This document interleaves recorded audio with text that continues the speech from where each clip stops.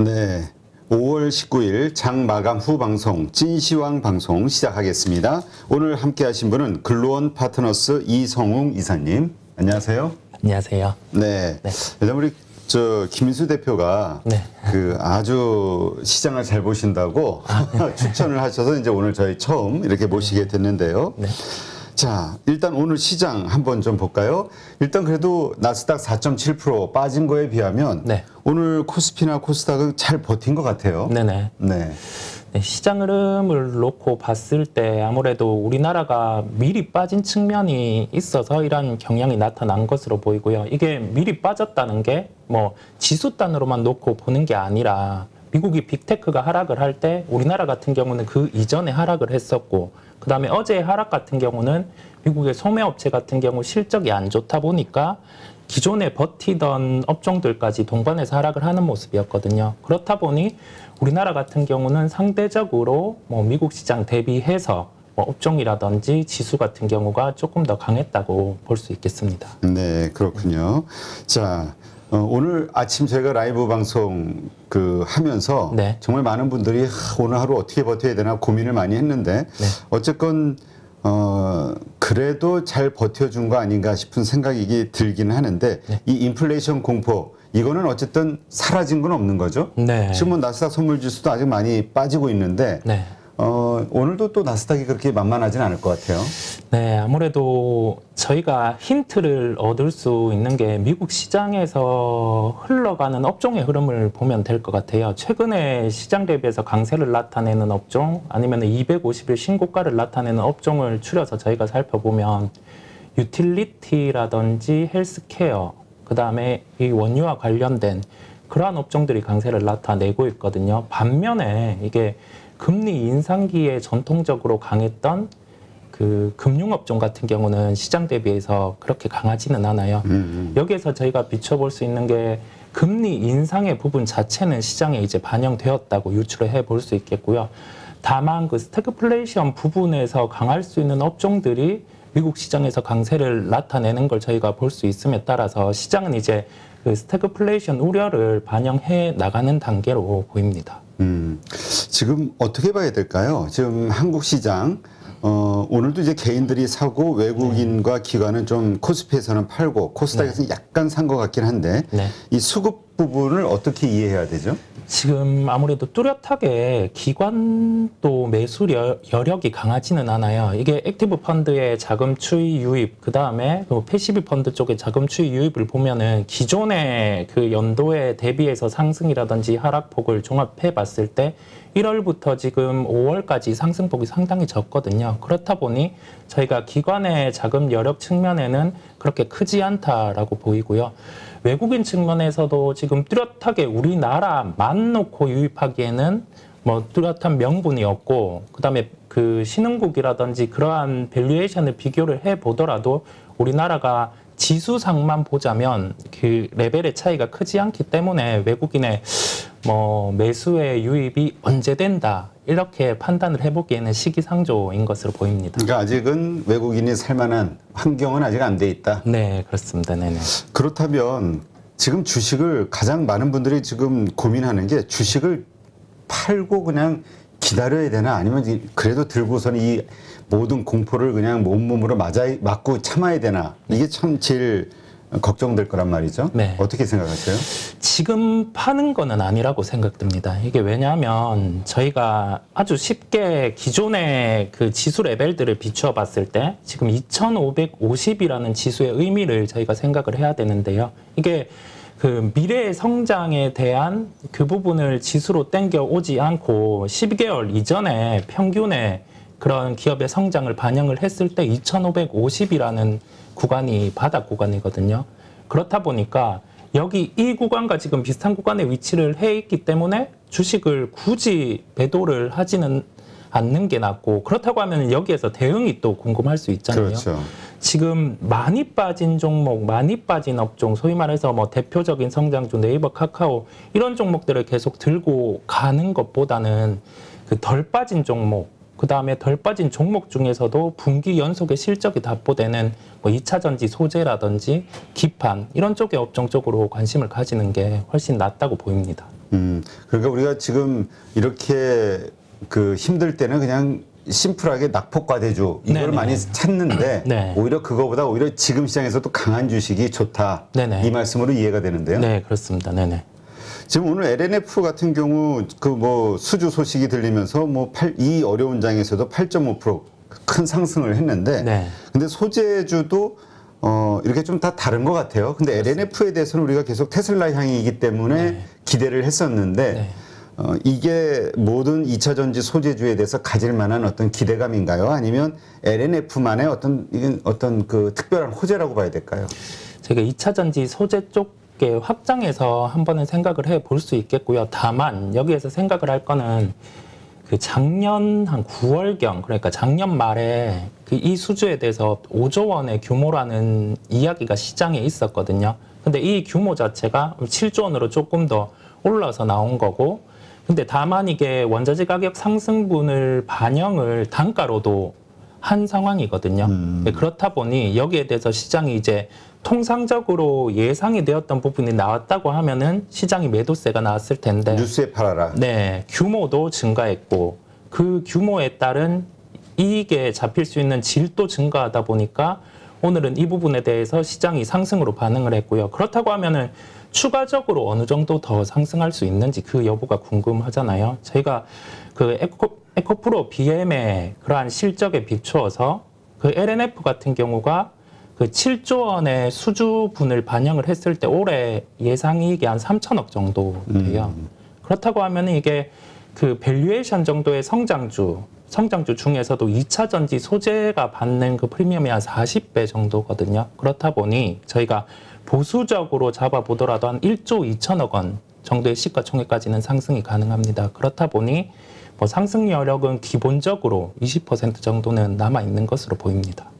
그렇군요. 그렇다면 지금 오늘 8% 상승했으니까 네. 한 12% 정도는 더 상승할 수 있다. 룸이 있다. 네, 이 그렇습니다. 정도로 생각하시는 거네요. 네, 시가총액으로 시가총액 대비 이익으로 비추어봐도 그 보수적인 데이터를 잡았을 때 그 정도 수준이고요. 그 다음에 이제 이게 한 번의 수주가 아닐 거고 연속해서 또 다른 수주가 나온다고 했을 때 그 부분에 대해서는 이제 밸류에이션 프리미엄을 더 올려줄 수 있는 구간이 남은 것으로 보입니다. 그러니까 현재 시점에서는 네, 그렇습니다. 그렇게. 네. 근데 이제 금리 인상 시대가 되다 보니 네. 뭐라 그러죠? 우리 그 소위 밸류에이션에 대한 이슈들이 계속 튀어나오잖아요. 네, 맞습니다. 그러니까 지금은 예전의 성장주들 기대감과 아니면 미래의 몇 년치의 이익을 땡겨온 이 PER이 높은 네네. 이런 거는 좀 피해야 된다 이런 얘기도 있는데 네네. 이거 2차 전지 소재에다 접목시켜 보면은 네. 2차 전지 소재는 지금 되게 비싼 거란 말이죠. 2, 3년 후에 매출을 땡겨와야 되니까. 네네. 그럼에도 괜찮은 섹터, 투자해야 되는 섹터라고 보시나요? 네, 이게 지금 기존의 밸류에이션을 할 때는 저희가 뭐 24년, 25년 몇 년치를 땡겨와서 접목을 한 그 도출된 시가총액의 목표가 통상 이제 시장의 가이던스였거든요. 근데 제가 오늘 말씀드린 그 실적 부분 같은 경우는 올해 예상 실적을 바탕으로 해서 일단은 밸류에이션을 도출해서 말씀을 드렸고요. 그다음에 이게 그 밸류에이션 프리미엄을 줄 때 뭐 이게 할인이라든지 그러한 부분을 함께 감안을 해야 되잖아요. 그렇다 보니 이게 통상 그 2차 전지 소재에 대한 밸류에이션을 주는 하단을 제가 접목을 시켜서 말씀을 드렸다 보니까 시장 상황을 감안해서 좀 보수적인 언급을 드린 거고 이게 시장이 만약에 다시금 특정한 모멘텀으로 돌아서는 환경 그다음에 2차 전지 소재 업종 중에서 새로운 모멘텀 뭐 고객사의 확대 근데 그 고객사의 확대가 실적 증대의 질에서 플러스가 된다고 하면은 더 프리미엄을 줄 수가 있겠죠. 예, 그런 점을 감안해서 제가 말씀을 드렸습니다.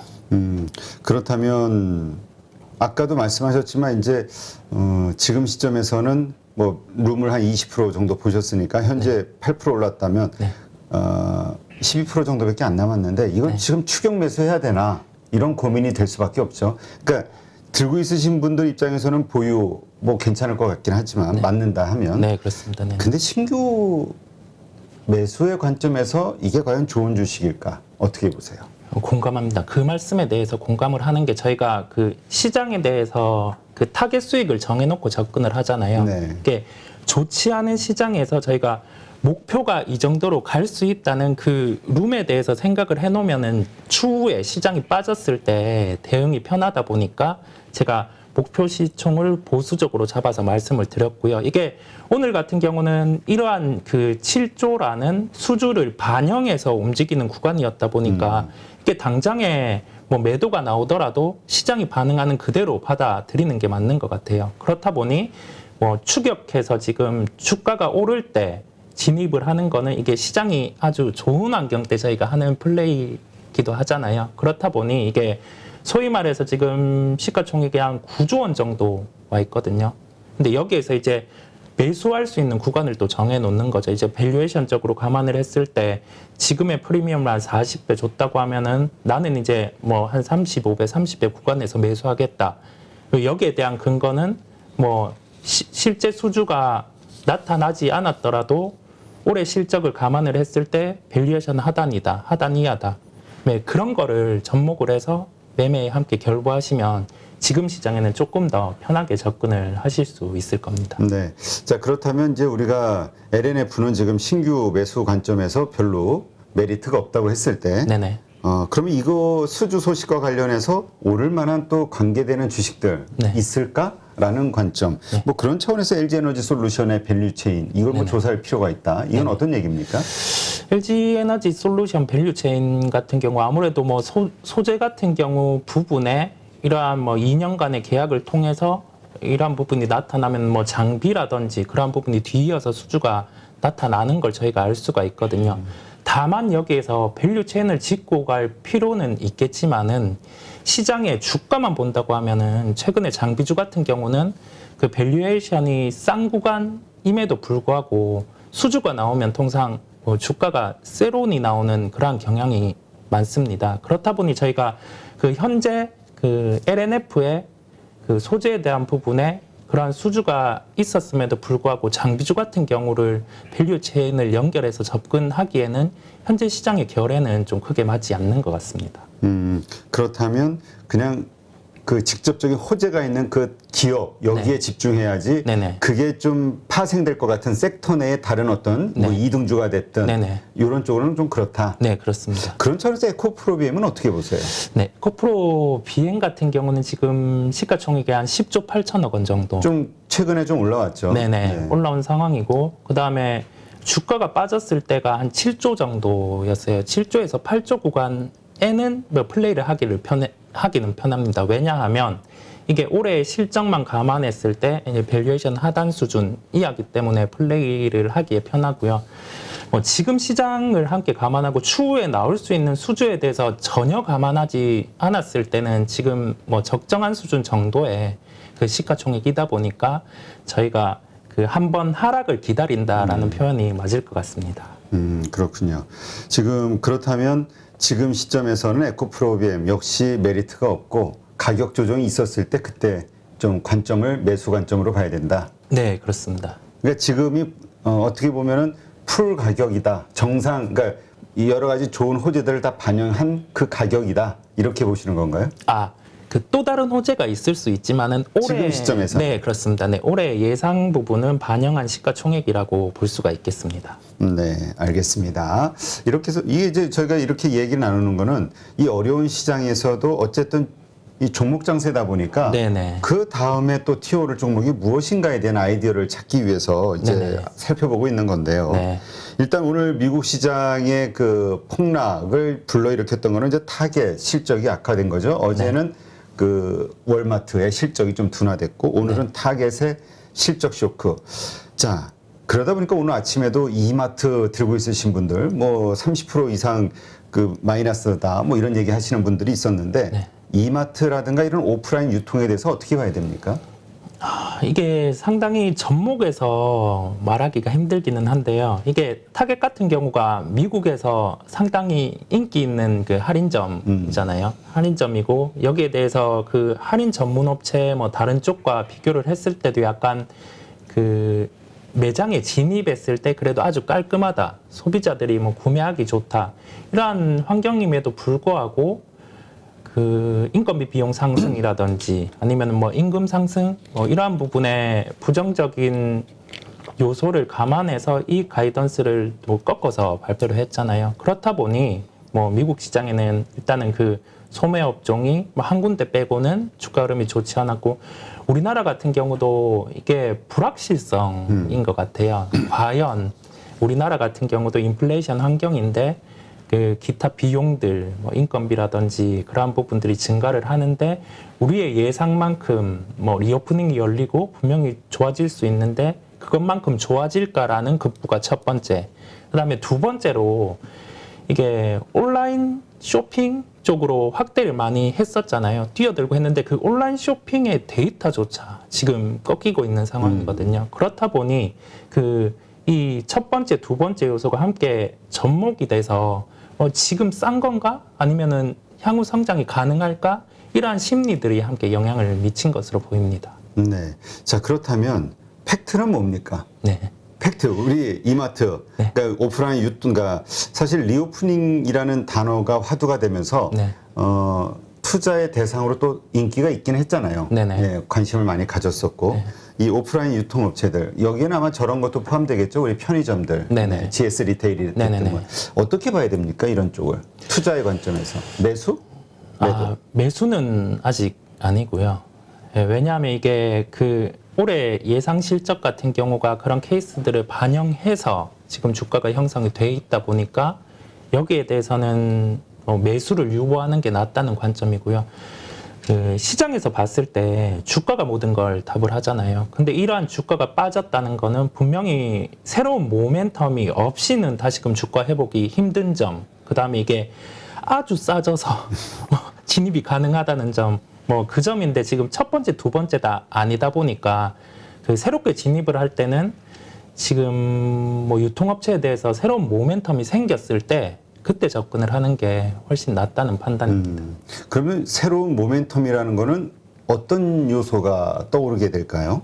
예상해 본다면? 네, 만약에 이게 저희가 실질적으로 뭐 리오프닝 측면에서 이제 활동하는 그 소비 인구들이 늘어나는 게 뚜렷하게 실적에 반영되는 게 보인다. 특히 그 오프라인 매장 같은 경우는 월별 데이터도 볼 수가 있잖아요. 그렇다 보니 그런 데이터를 첫 번째로 확인하고 이게 바닥이라는 기준이 섰을 때 매수를 접근할 수 있는 점.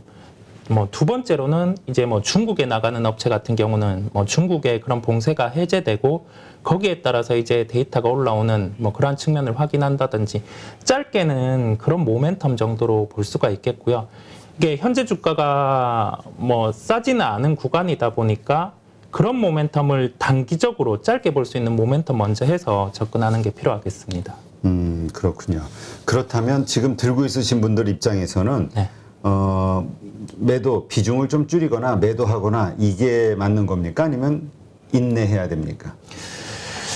인내를 하기에는 참 그게 힘들기는 한데요. 근데 다만 이게 투자자분들 입장에서 봤을 때 그 이마트라든지 그러한 부분을 보유하고 계신 분들은 손실이 그래도 20-30%는 나셨을 거예요. 그렇죠. 예, 여기에서 저희가 그 한 30% 이상의 손실이 났을 때는 뭐 매도를 해버려도 수익이 이제 60%, 70%를 확보를 해야 되거든요. 근데 지금 시장 환경에서는 그러한 부분에 대해서 뚜렷하게 접근할 수 있는 게 눈에 쉽게 보이지 않잖아요. 그렇다 보니 대응에 대해서는 아까 말씀드린 것처럼 그 짧게 모멘텀이 발생했을 때 추가 매수로 대응을 하는 게 낫다고 보입니다.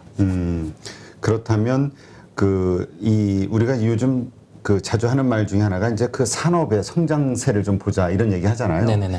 지금 온라인 쇼핑이 사실 대세를 이루고 있고요. 중국에서도 오늘 아침에도 저희 얘기했습니다만 알리바바라든가 온라인 업체들이 전부 장악해서 오프라인 유통업체를 전부 인수해버렸잖아요. 네네네. 그러면서 전진기지, 창고처럼 활용하기도 하고 네네. 배송의 기지로. 한국 같은 경우는 어떻게 될까요? 한국 같은 경우는 조금 케이스가 다르기는 한데 지금 더욱 전방으로 가서 뭐 물류업체들이 상당히 많아졌잖아요. 상장도 그렇고 비상장도 그렇고. 근데 이게 그 비상장 쪽, 물류 쪽부터 본다고 하면은 지금 특별하게 케이스를 가진 뭐 가구에 대한 배송 풀필먼트를 한다든지 아니면은 그 의류와 관련해서 의류에 특화된 그 풀필먼트를 한다든지 그러한 기업들도 펀딩을 받았다가 지금 계속 적자를 보고 있는 상황이거든요. 그렇다 보니 이게 산업의 환경만 놓고 봤을 때는 이제 뭐 중국이라든지 미국 이제 이미 차지한 기업들이 있잖아요. 미국 같은 경우는 뭐 각 기업들이 있다 보니 우리나라 같은 경우도 그러한 현상이 나타나야지 뭐 뚜렷하게 시장에서 이제 독보적인 존재가 나타나야지 그게 뭐 확실한 방향이 보일 것 같고요. 지금은 뭐 미국이라든지 중국 케이스에 비추어 봤을 때 한 중간 단계 정도 온 상황이다 보니까 그 부분은 한번 시장의 흐름을 놓고 살펴볼 필요가 있겠습니다. 그러니까 아직은 좀 판단하기는 조금 중립지대에 있다. 네, 이런 그렇습니다. 정도. 네. 그러니까 이건 위로도 아래로도 그러니까 좋을 수도 있고 나쁠 수도 있고 네네, 그런 그렇습니다. 양쪽으로 열려 있다. 네. 그러니까 좀 긴장을 해야긴 해야겠네요. 보유하신 분들 입장에서는 네, 그렇습니다. 전체 시장의 흐름을. 네. 자, 바이든 대통령이 이제 곧 오죠. 어떻게 투자 아이디어 차원에서 접근할까요? 왜냐하면 바이든이 오는 거에 대한 기대감, 그래서 자동차주가 좋을 거야. 또 뭐가 좋을 거야. 미국향 그 밸류체인을 뭔가 계획하고 있는 기업들에게는 상당히 도움이 될 거야. 삼성전자 공장을 간다며 이것도 루머가 참 많아요. 그러니까 네, 기대감이 네. 참 많아요. 네네. 그러나 팩트는 좀 점검해 봐야겠죠. 네. 그 미국의 국가 특성만 놓고 보자면 그 미국 같은 경우는 절대 손해를 보지를 않잖아요. 그러한 그 기초적인 팩트를 놓고 살펴봤을 때, 자, 미국의 그 로컬에 나가는 기업들은 단기적으로는 좋을 수 있습니다. 왜냐하면은 이게 특정한 그 캐파를 통한 그 확보된 그 부분에 대한 제품 같은 경우는 단기적인 수요는 확보가 돼 있잖아요. 근데 다만 이게 불확실한 경기를 통해서 그 미국 같은 경우가 만약에 수주를 주지 않는다고 하면은 이게 그 감가상각만 나가고 좋지 않은 경향이 있을 수 있거든요. 그렇다 보니 저희가 그 미국으로 나간다 아니면은 이게 뭐 현지에 뭐 어느 정도의 증설을 하더라 이런 것만 믿고 투자하기에는 옳지 않다고 보이고요. 다만 이제 반도체 측면에서 놓고 봤을 때 우리나라 같은 경우가 미국향 쪽의 반도체 의존도가 장비 의존도가 45%거든요. 근데 이제 미국에서 그 바이든 대통령이 와서 뭐 삼성전자를 통해서 뭐 투자를 미국에 한다고 하면은 우리나라 같은 경우도 이 뭐 장비의 교류라든지 그 부분에서 얻어낼 수 있는 게 확인된다고 하면은 뭐 IT 그다음에 우리나라의 그 IT 장비주들한테는 긍정적인 요인이 있겠는데요. 다만 이게 기대만으로 뭐 어떻게 될 것 같다. 그러니까 이 주식을 사자. 그러기에는 접근을 안 하는 게 나을 것으로 보입니다. 그러면 바이든은 그냥 뉴스 정도로만 접근하고 그걸 투자의 관점에서 그 시기에 사고 팔고에 대한 어떤 아이디어를 구하려고 하지 말자. 네, 왜냐하면 이게 주관적인 투영이 돼야 되기 때문에 이게 가능성만 놓고 저희가 될 것 같다라는 측면에서 투자를 접근하기에는 지금의 시장 그리고 저희의 투자 원칙에는 좀 위배가 되잖아요. 그렇다 보니 확인하고 가도 전혀 늦지 않다라고 결론을 지어볼 수 있겠습니다. 그렇군요. 지금 전반적으로 내일장에 대해서도 이제 제일 불안해할 거예요. 네네네. 더군다나 내일은 또 금요일이란 말이죠. 네네네. 주말 끼고 해서. 그래서 이제 정말 많은 분들이 고민이 될 텐데 어떻게 지금 투자 전략을 가져가는 게 좋을까요?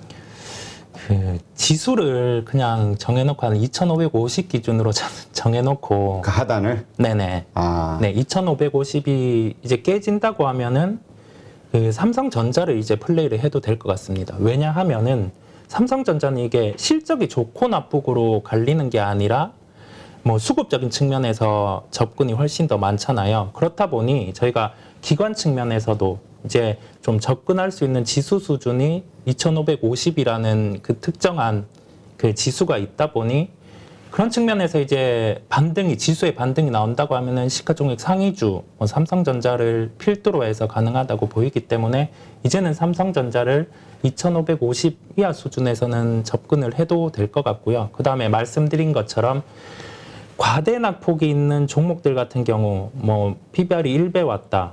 뭐 그렇다고 해서 접근을 하면은 절대 안 되고 왜냐하면 이게 그 성장이 역성장이 나타나고 그 성장의 반등이 보이지 않으면은 그 PBR이 1배라는 점은 그 바닥이 절대 아니거든요. 예, 저희가 과거의 사례도 봤을 때 그 PBR이 1배인 종목을 매매했는데 0.5배까지 가는 경우도 있고 이게 그러면 반토막이 나거든요. 그렇죠. 예, 그렇다 보니 지금 뭐 인플레이션의 환경은 시장에 반영이 되고 있고 그 되어 있는 상황에서 또 다른 시스템 리스크가 없다고 하면은 지금의 성장이 나타나고 있는 그러한 업종들로 접근이 나을 것 같고요. 그 다음에 인플레이션을 해지하면서 갈 수 있는 네, 그렇다 보니 2차 전지 소재, 그 다음에 뭐 비료 업종, 그 다음에 관광 업종 이런 식으로 궤를 놓고 지금은 살펴보고 있습니다.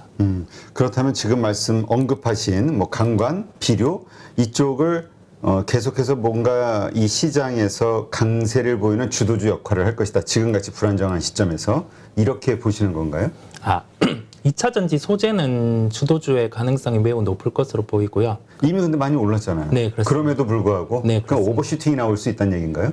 네, 그렇습니다. 그렇게 보고 있습니다. 왜냐하면 아까 말씀드린 것처럼 그 2차 전지 소재 같은 경우는 그 1분기의 실적 이후에도 반영되는 그 원재료 부분에서 제품 가격 전가가 월별로 이루어지기 때문에 소재의 그러한 부분, 원재료 상승에 대한 부분을 실적에 바로 반영을 할 수 있는 구조거든요. 그렇다 보니 저는 이 측면을 긍정적으로 보고 있고 비료라든지 강간업종 같은 경우는 특히 비료 같은 경우는 1분기 실적이 좋았음에도 불구하고 시장의 반응은 매도가 나왔어요.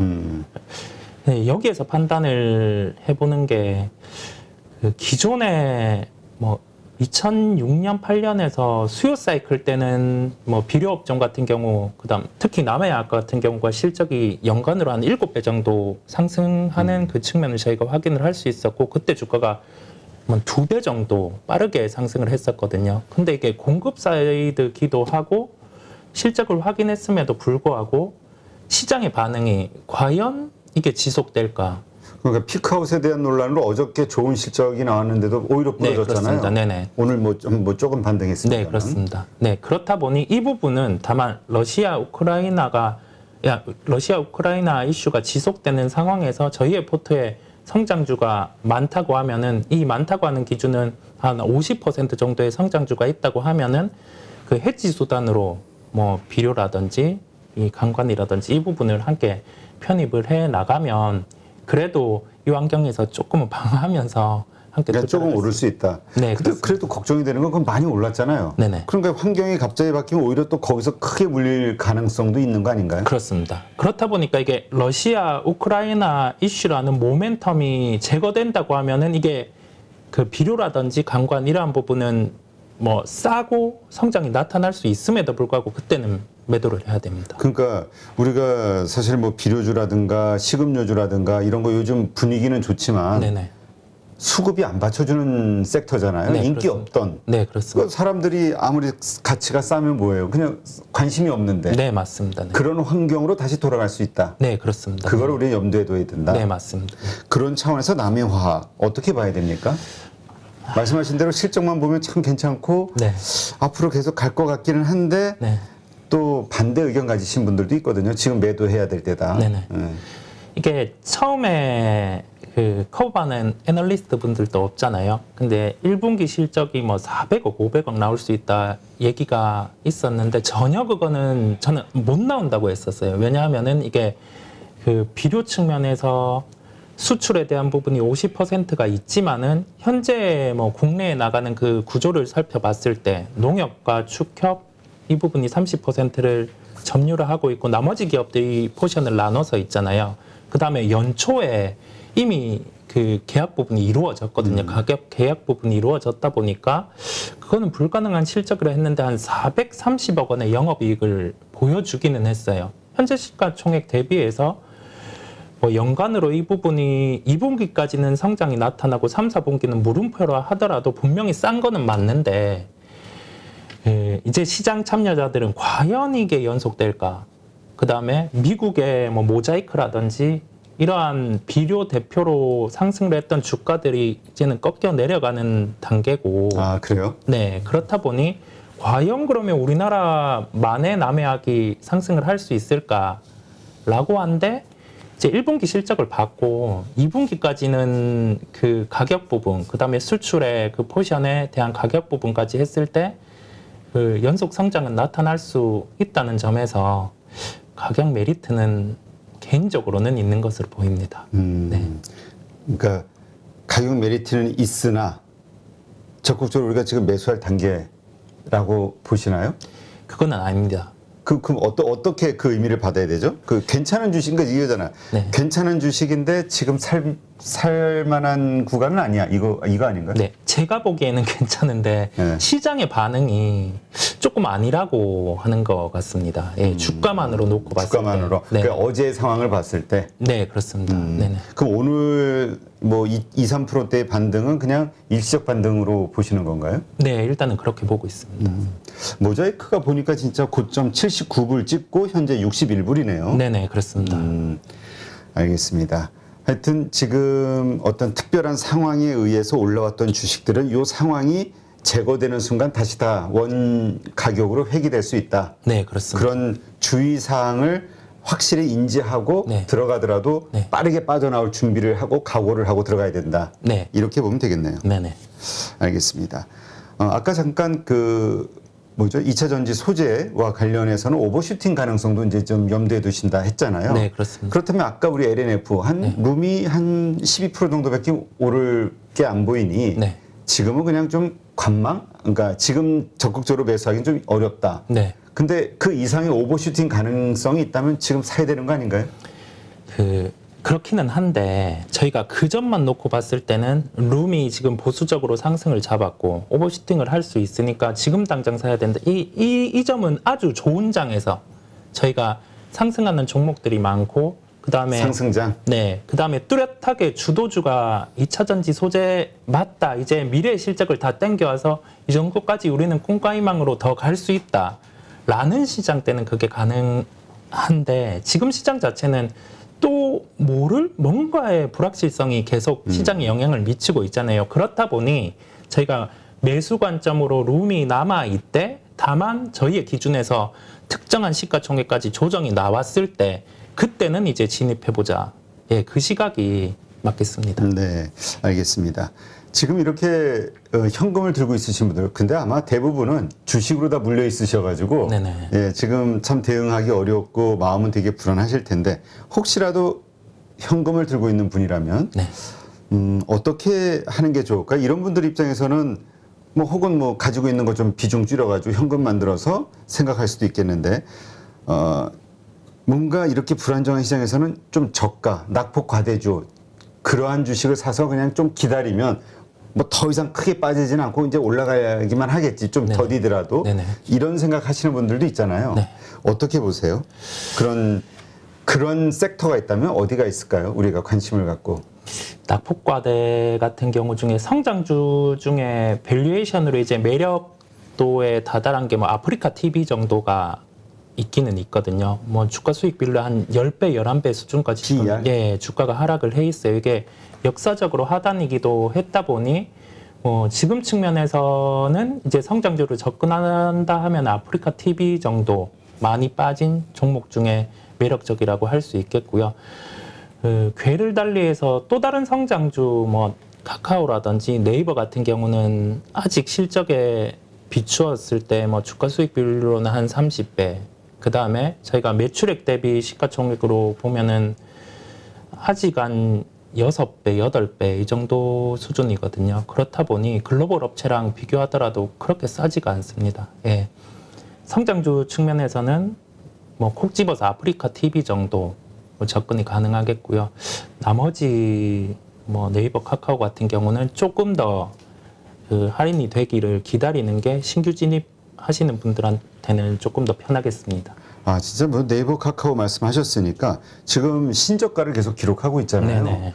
이게 불과 작년 중반, 가을까지만 해도 우린 네이버 카카오에 대해서 엄청난 기대감을 갖고 있었잖아요. 네. 뭐 메타버스 관련해서 플랫폼도 가지고 있고 또 뭐 웹툰 뭐 글로벌 그 상장에 대한 기대감도 있고 막 다양했었는데 쏙 들어가고 어떻게 그때 있었던 호재들이 어떻게 다 지금은 악재로 바뀌는 거죠? 네네. 시장이 빠르게 변한 측면도 있고 이게 대표적인 성장주였잖아요. 저희가 네. 그 꿈가이명을 비추어질 수 있는 뭐 메타버스, 그 다음에 플랫폼은 언제나 우리는 성장을 해올 거야 라고 했는데 미국의 사례부터 성장주의 거품이 꺼지면서 우리나라 같은 경우도 뭐 비슷한 사업을 하다 보니 역시 주가 같은 경우는 하락이 동반해서 나타났고요. 이게 그 주도주로 떴을 때 그 모멘텀이 소멸이 되면은 그냥 시장에서는 이제 뒤도 돌아보지 않고 매도를 하는 면이 있더라고요. 이게 비록 싸진다고 하더라도 다시 바라보기보다는 뭐 또 다른 주도주를 시장에서 찾다 보니까 그와 같은 영향이 계속 지속이 되는 것으로 보입니다. 그렇다면 지금 뭐 거의 고점 대비 뭐 반토막 네. 뭐 이런 뭐 카카오도 그렇고요. 이 고점에서 사신 분들 참 괴로울 텐데 버티면 되는 겁니까? 아니면 신정부 들어서서 좀 규제가 사라지고 뭔가 완화되면서 오를 거를 기대했잖아요. 네. 근데 뭐 별로 달라지는 건 없는 것 같아요. 네. 그렇습니다. 이게 그 트렌드가 한번 지난 성장주 같은 경우는 아예 새로운 모멘텀이 없으면 기술적 반등 수준, 소위 말해서 이게 뭐 50%의 주가가 하락한 종목들 같은 경우는 통상 뭐 되돌림이 20%는 나올 수 있다, 뭐 이런 얘기도 있잖아요. 그 정도 수준 같은 경우는 가능한데 그 아예 새로운 모멘텀, 뭐 소위 말해서 카카오 같은 경우가 이제 확실히 그 매출액의 성장보다는 이제 캐시가 들어올 수 있는 그 수단이 공고히 확보됐다. 뭐 이러한 측면이 나타나지 않는 이상은 조금 부담스러울 수 있겠습니다. 그러면 우리가 이제 지금 네이버, 카카오들 가지고 있으신 분들 입장에서는 지금 엄청 싸졌으니 네. 지금 물타기를 하자. 혹은 또 이렇게 싸졌을 때 그냥 들고 그냥 기다리면 오르겠지라고 생각하는 분들이 많단 말이죠. 네. 이게 위험한 전략입니까? 네, 위험한 전략입니다. 어떤 면에서요? 왜냐면 이미 싸졌으면 가치 투자라는 거는 쌀 때 사서 시간과의 싸움에서만 이기면 승리한다. 우리 보통 이렇게 생각하잖아요. 네. 근데 이게 성장주 측면에서 네이버, 카카오는 시장에서 바라봐왔고 이게 가치주가 된다고 했을 때는 일단은 시장에서 바라보는 본질적인 매력이 없어진 거잖아요. 네, 그 다음에 그 데이터만 놓고 보더라도 그 매출액 성장 자체가 이제 둔화되고 있는 그러한 측면이 있다 보니 저희가 바닥이 어디고 여기에서 네이버, 카카오로 이제 사야 된다, 싸다. 이 측면은 좀 버리고 접근을 해야 될 것 같고 아까 말씀드린 것처럼 그 기존의 성장주를 다시 캐리할 수 있는 모멘텀이 뭐 미국에서 나타나든 아니면은 중국에서 나타나든 우리나라 안에서 이제 카카오의 혁신, 네이버의 혁신이 다시금 성장주를 이끌 수 있다. 이럴 만한 모멘텀이 없다고 하면 그러면은 계속 횡보를 예상하시나요? 그런 모멘텀이 없다면 아니면 지금 많이 빠졌음에도 더 많이 빠질 가능성이 있다고 보시는 건가요? 더 빠질 가능성도 있습니다. 왜냐하면 저희가 그 예상이익 대비 시총을 비추어 보거나 그 소위 말해서 그 매출액 대비 시총을 비춰봤을 때도 그 아직 싸지 않는 구간이기 때문에 시장에서 이 부분을 좀 가혹하게 판단을 한다고 하면은 더 하락도 할 수 있습니다. 네, 그렇군요. 자, 우리가 지금 시장 지금 이제 많이 어렵지만 아까 참 근데 그 섹터 어디 섹터가 좀 될 것인가 했더니 아프리카 TV 종목을 딱 집어 주셔가지고. 네네네. 네. 근데 요 아프리카 TV도 보니까 뭐 거의 24만 9천 원까지 찍고 현재 9만 9천 원대인데요. 네. 그렇죠. 많이 하락은 했으나 근데 또 워낙 많이 급등했던 종목이라. 네, 그렇습니다. 근데 지금 네이버, 카카오 설명하시면서 그런 얘기 하셨잖아요. 한번 트렌드가 지나간 것이 다시 그런 얘기 하시면 돼요. 작년에 좋았던 게 올해도 좋기는 어려워. 네네. 이게 맞는 겁니까? 네. 작년에 주도주가 올해도 주도주 되기는 어려워. 가능은 한데 이게 빅 트렌드가 바뀌었기 때문에 그러한 현상이고요. 그 2차 전지 소재는 작년도 좋았는데 올해도 또 좋아지는 국면이잖아요. 예. 그게 성장의 실적을 답보할 수 있냐 없냐 그 측면도 있겠고 글로벌에서 이제 그 탑으로 서 있는 종목들이 꺾였냐 안 꺾였냐 그 여부까지 함께 결부를 해볼 수 있겠습니다. 아까 아프리카 TV를 말씀드린 이유는 그 성장주의 궤에서 좀 가장 뭐 밸류에이션으로 하단까지 왔고 뭐 반등이 가능한 그러한 측면에서 아프리카 TV를 말씀드렸고요. 그 지금은 뭐 성장할 수 있는, 상승할 수 있는 업종 같은 경우는 좀 많이 한정이 돼 있잖아요. 분기 실적이 연속될 수 있는 기판 업종이라든지 아니면은 그 인플레이션 국면에서 인플레이션을 최소한으로 탈 수 있는 구조를 가지고 있는 엔터 업종 같은 경우, 네, 두 가지 업종 같은 경우를 중점적으로 살펴보려고 하고 있습니다. 아, 우리가 좀 그 전까지는 엔터 하면은 좀 뭔 되게 불안정한, 네. 그렇죠? 뭐 오를 때도 있지만 또 금방 꺼지기도 하고, 네네. 그래서 좀 불안정한 테마주 정도로 생각했는데 네. 펀더멘탈이 그럼 좀 완전히 과거와는 다르게 바뀌었다 이렇게 보시는 건가요? 네, 성장주 측면에서 놓고 봤을 때 이 성장주를 할인해야 된다고 하면 시장을 통해서 엔터주도 하락을 하는 걸 한번 또 보여줬잖아요. 뭐 하이브 같은 경우는 지금 시가총액이 9조 원대까지 와 있는 구간인데 이게 뭐 BTS의 리스크, 그 다음에 과연 이게 군대를 갈지 말지, 뭐 그 여부까지를 차치하더라도 이제 한 9조 정도는 다시금 진입을 해 봄직한 구간이거든요. 예, 그렇다 보니 뭐 엔터 업종 같은 경우를 궤를 놓고 함께 말씀드렸고, 그 다음에 그 리오프닝 국면에서 가장 가깝게 저희가 생각을 해볼 수 있는 게 이제 오프라인 콘서트잖아요. 그렇죠. 근데 여기에서 생각을 해볼 수 있는 게 뭐 반론적인 측면에서 온라인 콘서트가 열리면 사람들이 오프라인 안 가고 온라인만 접근하지 않겠냐라고 하실 수 있는데, BTS의 콘서트 사례를 들면 기존의 오프라인 콘서트만 열렸을 때 코로나 이전 사례보다 온오프라인 콘서트가 열렸을 때 비교하면은 실제로 거두는 이익이 1.5배 정도 더 증가를 했거든요. 예, 그렇다 보니 뭐 이 부분 관련해서는 또 차치를 해둘 수 있겠고, 본격적으로 이제 뭐 BTS 같은 경우도 앨범에 대한 이익이 하이브로 반영이 되는 게 2분기다 보니, 예. 그러면 엔터주 가운데서는 하이브를 자꾸 예를 들어서 설명하시는 거 보니까 여기를 탑픽으로 보시는가요? 네, 하이브를 개인적으로 탑픽으로 보고 있습니다.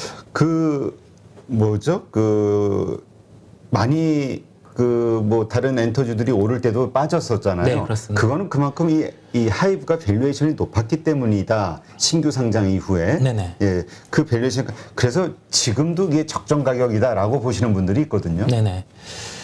지금 정도가 이제 그러한 프리미엄이 빠진 거죠. 이 플랫폼으로 미국에 진출을 해서 소위 말해서 워너뮤직의 그런 밸류에이션을 받을 수 있지 않을까라고 해서 주가는 그러한 프리미엄을 받았다가 이제는 그게 다 할인돼서 빠진 구간이고, 순수하게 어느 정도 BTS 국면, 그 다음에 새롭게 나온 걸그룹 뭐 르세라핌 뭐 그게 퍼포먼스를 쌓아 나가면은 한 9조 정도 밸류에서는 이제 다시금 턴을 할 수 있지 않을까라고 생각을 하고 이거는 있습니다. 엔터주에서 그 하이브만 적용되는 이야기입니까? 아니면 다른 엔터주들도 같이 요즘 또 꽤 많이 빠졌잖아요. 네, 같이 그렇습니다. 좀 턴어라운드 할 수 있다고 보시는 건가요?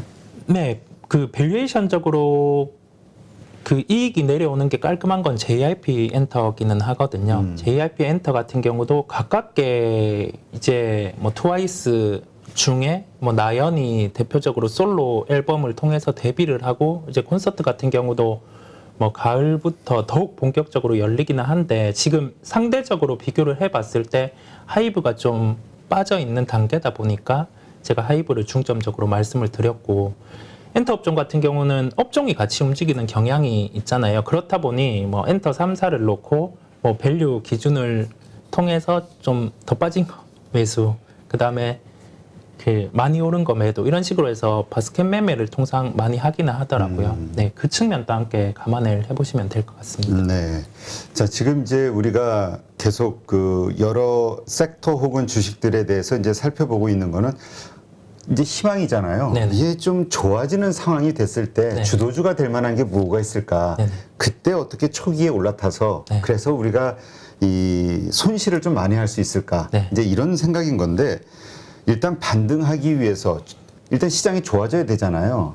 시장이 좋아지기 위해서는 어떤 조건들이 좀 필요할까요? 일단은 이 시장을 가지고 온 그 나비 효과가 러시아, 우크라이나 이슈다 보니까 그 부분이 제거된다면 일단은 베스트 케이스일 것 같고요. 그다음에 미국 연준 쪽에서 뭐 이제 확실하게 금리에 대한 그런 뭐 상승의 단계가 뭐 시장을 감안해서 이제 안정적인 금리 인상이 마무리돼 간다 또는 뭐 이 부분에 대해서 미래에 어느 정도 뭐 금리 인상이 이 정도 스텝으로 했을 때 우리가 원하는 뭐 고용의 안정, 물가의 안정 그 부분까지 함께 가능할 것 같다라고 언급을 했을 때 시장의 반등이 나오지 않을까 싶습니다. 그런 상황이 만들어졌을 때 네. 그러면 이제 주도주로 어디가 떠오를까? 이제 뭐 알 수 없죠. 그때 네네. 상황이 돼야 되고 그 투자 심리에 따라서 시장의 그 참여자들의 생각이 어디로 가느냐에 따라서 결정되겠으나 그래도 한번 우리가 예상을 해본다면 어디가 있을까요? 이 이슈로 인해서 그 다음에 뭐 중국 봉쇄 이러한 이슈로 인해서 많이 빠진 그 과대 낙폭에서 나오기보다는 지금의 강한 종목들이 계속 연속될 것 같습니다. 그렇다 보니까 2차 전지 소재 그 다음에 뭐 엔터 이쪽을 아직 뭐 강한 궤로 보고 있고요. 다시금 그 시장의 환경에 따라서 분명히 하락을 했을 때 주도주는 변할 수 있어요. 그 변화가 있을 때는 다시 한번 제가 언급을 드리도록 하겠습니다. 네. 그 자율주행과 관련해서는 어떻게 생각하세요? 지금 모비라이인가 지금 그 애플에서 이제 상장, 분리 상장 뭐 이벤트가 있지 않습니까? 네. 그거에 대해서 기대하시는 분들, 우주항공주 같은 경우는 이제 또 누리호인가요? 그것도 네. 발사. 그거에 맞춰서 계속 그 모멘텀이 좀 살아있는 거 아닌가 이런 생각도 들긴 하거든요. 네. 이런 게 과연 될 수 있을까, 주도주가? 우주항공 같은 경우는 딱 그 모멘텀 매매, 그 일정에 따라서 매매를 진입을 하는 게 낫고요. 그 다음에 자율주행 같은 경우는 저희가 주도주가 될 수 있는 환경은 딱 하나 포인트만 보시면 될 것 같아요. 이 보험 문제가 해결이 돼야 되거든요. 그죠. 보험에서 하고 났을 때 어떻게 책임 소재 규명하고. 네네. 그게 아직 명확하지 않다 보니까 이 부분에 대해서 뭐 상장의 모멘텀 또는 뭐 자율주행 스텝이 이제 나아갔더라 하면은 종목들이 움직일 수 있는데 주도주가 되기에는 환경이 아직 그 해결되지 않은 숙제가 하나 남았고 전방 시장 자체가 미래를 너무 땡겨와서 이게 이 정도 성장할 수 있겠다라고 얘기가 돼 있기 때문에 그 향후의 먼 미래 같은 경우를 지금 땡겨오기에는 지금 시장에는 아직 맞지 않다라고 보입니다. 알겠습니다. 한국의 자율주행주 있다고 보세요? 자율주행과 관련해서는 그 만도 같은 경우가 그래도 뭐 현대기아차 측면에서 포션이 높긴 하지만은 북미 쪽에 이제 그 레퍼런스 같은 경우 매출이 이제 두 자릿수 이상으로 확대가 되고 있다 보니 개인적으로는 계속 추적하고 관심을 가지고 있습니다. 네, 알겠습니다. 네, 이렇게 해서 글로원 파트너스 이성웅 이사님과 함께 오늘 시장, 그 다음에 이 힘든 시장 가운데서 우리가 희망을 찾을 수 있는 게 뭐가 있을까 한번 점검을 해봤는데요. 네, 방송, 이건 어쨌든 우리 이성웅 이사님의 그 개인적 뷰니까 방송 보시면서 동의가 되시는 부분들은 또 팩트체크도 하시고 저희 모토가 의심하고 의심하고 또 의심하라. 아, 공감입니다. 완전 공감합니다. 네. 네, 그래서 아무리 믿는 좋아하는 전문가를 하더라도 출연자를 하더라도 그대로 말을 믿기보다는 그 말을 확인하고 네. 그래야지 자기 실력이 되잖아요. 네, 맞습니다. 문제는 우리가 누구 말에 의해서 샀다 팔았다 이게 아니라 네. 내 실력을 키워야 평생 투자할 수 있는 네. 기초 체력을 키우는 거니까 하여튼 그런 차원에서 네, 어떤 동의가 되시는 부분들 혹은 생각이 완전히 좀 다른 부분들 이런 부분들은 좀 더 이렇게 정확하게 좀 팩트 체크를 하시고 생각 정리를 하시는 게 필요하지 않을까 싶습니다. 네, 이제까지 이성웅 이사님 함께 좋은 인사이트 해주셔서 고맙습니다. 네, 감사합니다. 네, 오늘 하루도 힘든 하루 보내셨겠죠? 네, 다 잊으시고 또 분명히 또 나스닥 상황 어떻게 흘러갈지 밤잠 못 주무시는 분들도 있을 거라 생각이 됩니다. 우리가 어떻게 할 수 없는 일은 그냥 흘려보내야 되겠죠. 내일 아침에 결과 보고 또 거기에 맞는 대응 한번 같이 고민해 보시죠. 내일 아침 7시 장이 시작하기 전, 저도 익숙하지가 않아서 장이 시작하기 전 장기전에서 뵙도록 하겠습니다. 고맙습니다. 약 4억을 투자해서 한 1억 정도 수익이 나고 주식 선물로 해서 한 1억 정도 수익이 난 계좌입니다. 그래서 저 20년 노하우를 벤치마킹 하는 것이 고수익 가는 길이라 저는 생각하고 있습니다. 네, 이번에 8.15 캠퍼스에서 정말 특별한 교육 프로그램을 준비했습니다. 많은 분들이 고민하시죠. 어디에서 사야 되는지, 그리고 얼마에 팔아야 되는지, 이것을 몰라서 참 많은 돈을 잃는 경우들이 있습니다. 그리고 좋다고 생각해서 샀는데 결국 그 자리가 물리는 경우도 있고요. 그래서 우리 영상에서도 여러 번 소개해드렸던 공매도의 고수시죠. 물론 공매도뿐만이 아니라 일반 매수와 관련된 투자자로서도 상당한 수익을 얻고 계시는 분인데요. 그래서 이번에 김용옥 저자님과 함께 우리 많은 개인 투자자들이 실력을 높이고 어떤 시장 환경에서도 돈을 벌 수 있는 전천후 투자자가 될 수 있는 그러한 기회를 준비했습니다. 안녕하세요, 대표님. 네, 안녕하세요. 잠깐 말씀드렸지만 시장이 상승을 하든 그다음에 하락을 하든 어느 쪽으로든 돈을 벌 수 있는 기술, 기법이라는 거. 네, 이거가 상당히 우리 개인 투자자들에게는 매력적인 포인트가 아닐까 생각이 돼서 이번에 정말 삼고초려해서 모셨는데요. 최근에 성적이 어떠신지 여쭤봐도 될까요?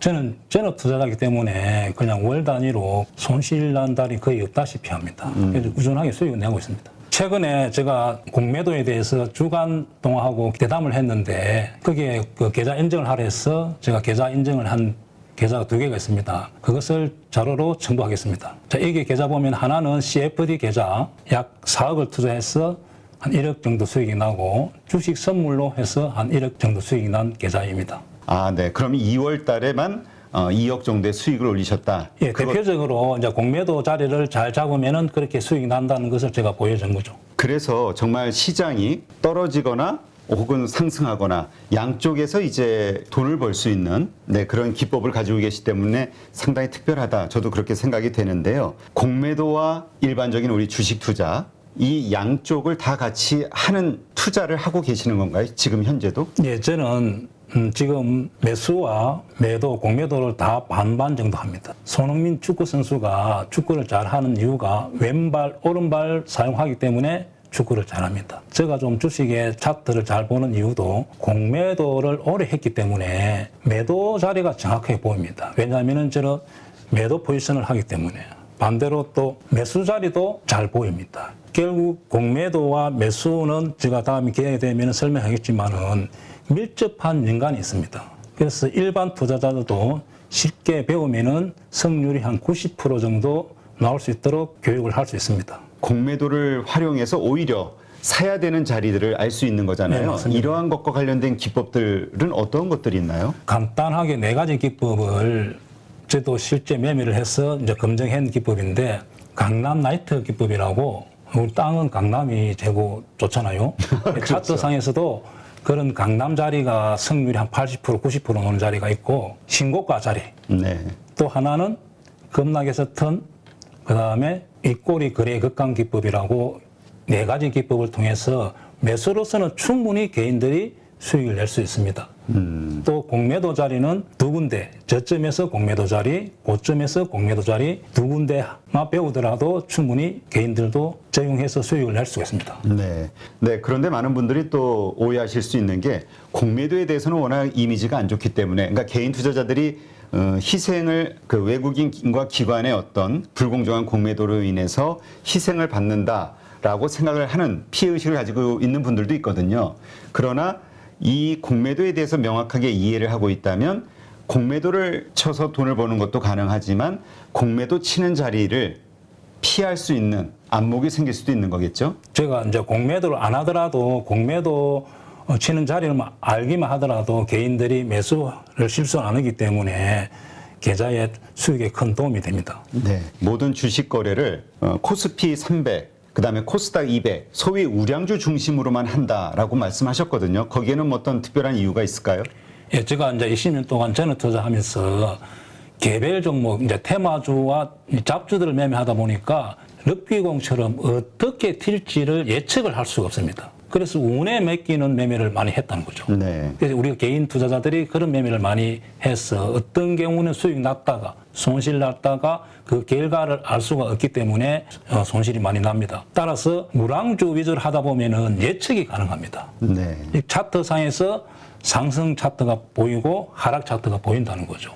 그래서 코스피 300, 코스닥 200, 즉 500종목 이내에서만 주로 매매를 하기도 하고 교본에 교육할 예정입니다. 수강생들이 등록을 하게 되면 VOD 강의를 들으면서 그 다음에 월 2회 우리 저자님과 실시간 소통을 하면서 배워나가게 되는데 그 기간 몇 개월 정도 배우면은 우리가 그래도 이 교육 과정을 마무리하게 될까요? 저랑 단기 교육을 받고 저 매매하는 거와 여러분들 매매했던 교육생들 같이 피드백을 받아야만 실력이 좋아지고 결과가 좋게 나온다 봅니다. 그래서 한 12개월 정도 교육을 마치면은 회원들의 한 90% 정도가 수익을 날 수 있도록 그런 교육생을 제가 만들고 싶습니다. 이 영상을 통해서 우리 8.15 캠퍼스에서 진행하는 김용옥 저자님의 투자 기법을 배우려고 관심을 가지신 분들, 이런 분들에게 마지막으로 한 말씀 하신다면 어떤 말씀이 있을까요? 자, 주식을 어렵게 배우려고 하지 마시고 고수의 기법을 벤처마킹 하는 것이 시간과 경제적으로 전략이 됩니다. 그래서 저 20년 노하우를 벤치마킹 하는 것이 고수익 가는 길이라 저는 생각하고 있습니다.